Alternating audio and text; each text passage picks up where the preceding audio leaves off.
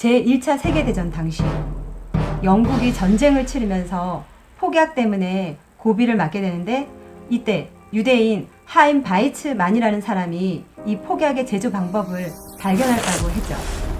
제가 더 첨부를 하자면요, 영국이 제1차 세계대전 당시 전쟁을 치를 때 폭약의 핵심 성분인 아세톤이 절대적으로 부족했어요. 근데 유대인이었던 젊은 하임 바이츠만이 인공 아세톤 전문가였는데 폭약을 새로 만들 수 있는 화학 공식을 발견을 해요. 그로 인해서 영국이 전쟁에서 이겨요. 영국 왕이 젊은 유대인 하임 바이츠만을 부릅니다. 그래서 당신이 요구한 것을 내가 다 들어주겠다. 당신의 요구가 무엇이냐 했을 때 하임 바이츠만이 이스라엘 국가 재탄생을 요구합니다.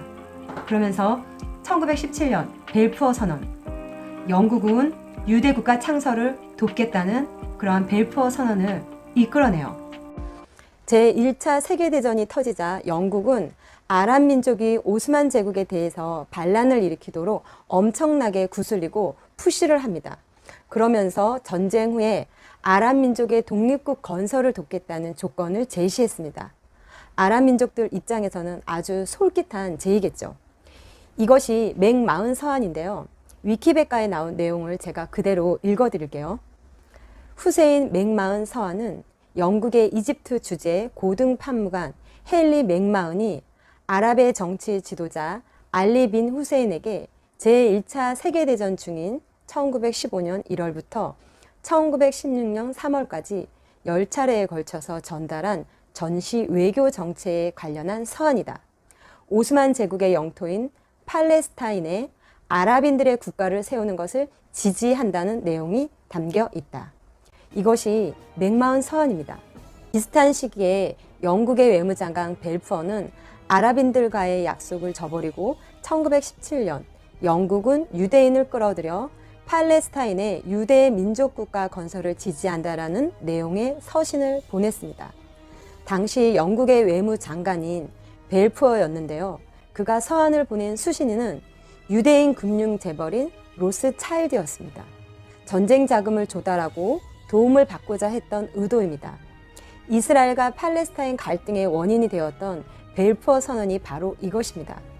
영국의 유대인 공동체에 유대 민족의 본거지를 팔레스타인에 설립할 수 있도록 도울 것을 공식적으로 선언했습니다. 1917년 11월 2일, 이것이 벨푸어 선언입니다. 영국이 아랍 민족에게도 아랍 민족의 독립국 건설을 해주겠다. 맥마흔 서한, 또 유대인에게도 나라를 건국하게 해주겠다는 벨푸어 선언. 개인 간에도 이렇게는 하지 않는 이중 약속을 하게 됩니다.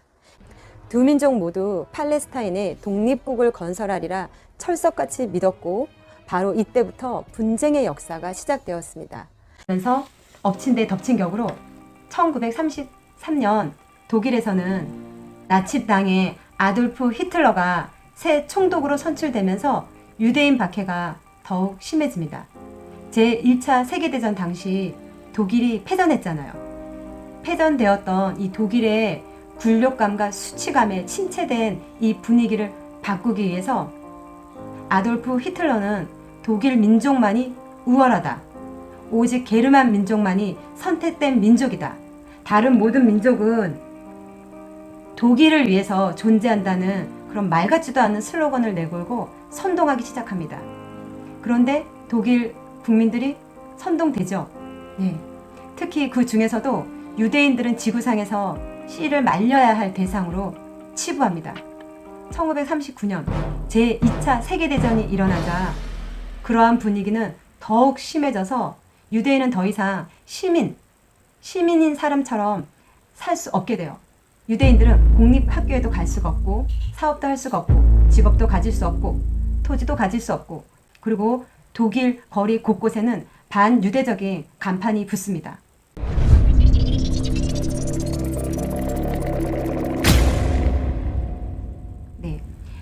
히틀러의 유대인 차별 정책으로 유대인들은 완장을 차야 했습니다. 유대인을 핍박하는 이 독일인의 행동에는 처음에는 좀 양심의 꺼리낌이라도 있었는데 점차 거침없이 이유 없이 유대인을 폭행하고 약탈하고, 이러한 상황을 피할 수 있는 유일한 길은 그 사회를 떠나는 것밖에 없었어요. 유대인들은. 독일을 떠나기 위해서 독일 정부의 유대인들은 엄청난 돈을 지불해야 했지만 극도의 공포감과 엄습해오는 불안함 때문에 많은 사람들이 독일을 떠나게 됩니다. 급기야 1940년에는 유대인 거주지역 게토라는 것이 생겨나면서 유대인들은 게토 안에서만 살라는 명령을 받게 됩니다. 그리고 6세 이상의 모든 유대인은 다윗의 별이라고 쓰여진 노란색 배지를 달아야 했어요.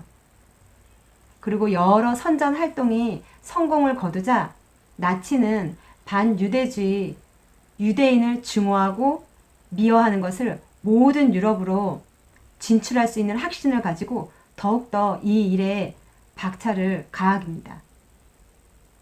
여기에는 폴란드, 소련, 헝가리, 루마리아가 다 동참하게 되죠. 그리고 2차 세계대전이 급점으로 치달으면서 독일은 전쟁에서 밀리기 시작을 해요. 이때 게토에 갇혀있던 유대인들을 짐승처럼 기차에 무자비하게 싣기 시작합니다. 유대인들이 이유도 모르고 기차를 탔을 때 기차 안에서 누가 죽거나 고함을 질러도 기차의 문은 열리지가 않고 몇 날 며칠을 달려서 기차가 달려갑니다. 그리고 기차가 멈춰선 곳, 그것은 너무도 악명 높은 폴란드에 위치한 아우슈비츠 수용소입니다. 제2차 세계대전이 남긴 인류 역사의 전무후무한 너무도 대참극인 아우슈비츠 수용소. 저는 여러분 아우슈비츠에서 살아남은 사람들이 쓴 책을 여러 번 읽었습니다. 그런데 읽으면서 제가 느끼는 것은 인간이 참 어느 정도까지 잔인해질 수 있는가. 그 기록의 사진들을 보면 가스실에서 그 고통 가운데 살아남으려고 발버둥 치려고 그들이 벽에서 막 긁은 손톱 자국, 여러 가지 흔적이 많이 있더라고요. 지금은 인터넷이 발달을 해서 그러한 기록들을 우리가 이렇게 찾아보면 많이 있어요. 근데 좋은 일이 아니고 기쁜 일이 아니니까, 또 지금 시대는 정말 재미난 것만 찾아가는 시대니까 우리가 많이 무관심하고 관심이 없죠. 아우슈비츠 수용소는 강제 노동 수용소입니다. 젊은 유대인 남녀는 강제 노동을 시키고 노약자 어린이는 살해하고 또 허약해진 사람들은 주기적으로 선별을 해서 의학 실험 대상으로 삼았습니다. 사망자 수가 대략 600만 명 이상이라고 이렇게 추정을 하고 있는데요. 나중에 연합군들이 아우슈비츠를 점령했을 때 그 모습을 보고 경악을 했다고 했죠. 그 기록이 많이 기록되어 있어요. 그리고 글로도 써져 있는 책들이 많이 있고요. 이러한 유대인들이 이러한 일들을 겪으면서 우리들이 갈 곳은 우리들의 나라, 우리들의 땅, 우리 유대인들을 보호해줄 국가의 소중함을 깊이 새기게 돼요. 그리고 유대 국가 건설의 필요성을 느끼지 못했던 유대인들에게도 척박하고 버려진 땅 같지만 저 팔레스타인 땅, 우리의 땅 시온으로 돌아가려는 열망이 가득하게 됩니다. 그러면서 유대인들은 팔레스타인 땅으로 물밀듯이 이주하게 됩니다. 이런 참혹한 현실을 본 국제사회는 이스라엘을 독립시켜 다시는 인류에 이러한 참혹한 일이 없어야 한다고 그런 여론이 막 조성이 돼요. 여러분, 민족의 종말을, 또 유대 민족의 씨를 말린 대재앙의 홀로코스트가 참으로 아이러니하게도 이스라엘의 독립을 일으키는 한 부분을 담당을 했어요. 1947년 11월 29일 팔레스타인 내 이스라엘 자치국가 건설 문제가 유엔 총회에 상정이 돼요. 이스라엘 독립을 결사적으로 반대하던 아랍국들은 자신들의 석유 이익권을 내세우면서 유엔 총회에 참석한 국가들을 압박을 합니다.